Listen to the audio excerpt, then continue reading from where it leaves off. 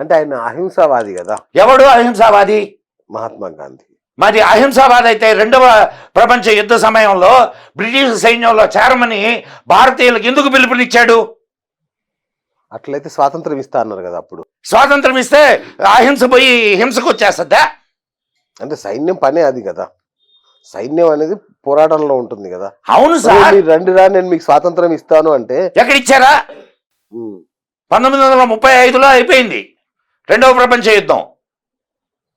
నీకు స్వాతంత్రం ఎప్పుడు ఇచ్చారు? ట్రాన్స్ఫర్ ఆఫ్ పవర్ ఎప్పుడు ఇచ్చారు?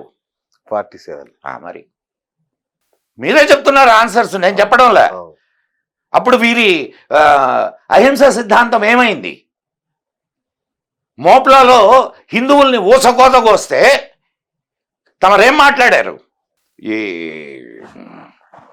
ఆర్య సమాజ్ నాయకుడిని చంపితే చంపిన వాడిని నువ్వేమని మాట్లాడావు? అతను నా సోదరులని మాట్లాడావే, అతనికి శిక్ష పడకుండా చూడండి, అతని ధర్మాన్ని నిర్వర్తించాడని మాట్లాడాడు Gandhi. These are all recorded evidences. మరి ఇప్పుడు చెప్పండి, ఆయన మహాత్ముడా?